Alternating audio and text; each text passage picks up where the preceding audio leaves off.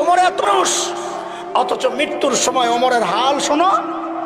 আখিরাতের ফিকির আমরাও করি, তারাও করেছেন। হযরত ওমর মৃত্যু মুখে ইহুদির সন্তান আবু লুলু বিষাক্ত খঞ্জর দিয়া ফজরের নামাজের সময় যখন হযরত ওমরের পেটের মধ্যে চালায়, নারী বুড়ি বের হয়ে গেছে, আহা, কাপড় দিয়ে পেঁচায়া মসজিদ নববীর ফ্লোরে ওমরকে শোয়া দেওয়া হয়েছে। হযরত ওমর বেহুশ, একটু হুশ ফিরছে, একজনের কোলে মাথা, একটু হুশ ফিরছে। হযরত ওমর সাথে সাথে মাথাটারে জমিনের উপর রাখছেন। অর্ধ জাহানের শাসনকর্তা মাথাটা জমিনের উপর রাখছেন। জমিন কি পাকা? কথা বলেন। টাইলস করা, মোজাইক কি ছিল? মাটি মাটি। হযরত ওমর মাথাটাকে জমিনের উপর রাখছেন, রেখে হযরত ওমর গালগুলা জমিনের সাথে এরকম ঘষতেছেন আর বলতেছেন, ওয়াইলুল লাকা ইয়া ওমর ইল্লাম ইয়াগফির লাকা রাব্বুক। ওমর, তোমার রব যদি তোমাকে ক্ষমা না করে তো তোমার জন্য ভয়ঙ্কর বিপদ অপেক্ষা করছে। ওমরের আখিরাতের এত টেনশন, আর আবু বকরের আখিরাতের টেনশন।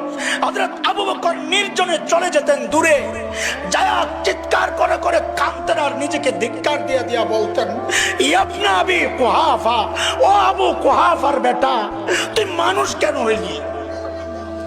তুই মানুষ কেন হইলি? গাছের পাতার দিকে তাকায়া তাকায়া আবু বকর কাঁদতেন আর বলতেন, ইয়া লাইতানি কুনতু ওয়ারাকা, আমি যদি মানুষ না হইয়া গাছের পাতা হইতাম তাহলে তো মালিকের সামনে আমার দাঁড়াইতে হইতো না।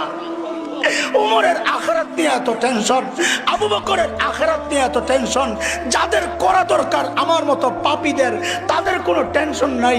চেহারার দিকে তাকাইলে বোঝা যায় না মানুষটার আখিরাতের ফিকির আছে। কেন রে ভাই? কে তোমাকে গ্যারান্টি দিল যে তোমার মৃত্যুর যন্ত্রণা হবে না?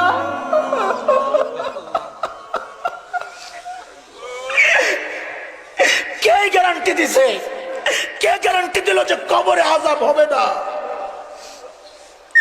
আরে ওমর তো গ্যারান্টি পাইছে ওমর ফিল জান্নাহ, আবু বকর তো গ্যারান্টি পাইছে আবু বকর ফিল জান্নাহ।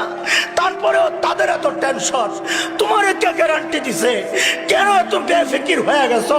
কে গ্যারান্টি দিছে যে মৃত্যুর যন্ত্রণা হবে না? কে গ্যারান্টি দিছে কবরের আযাব হবে না? কে গ্যারান্টি দিছে হাসরের পেরেশানি হবে না?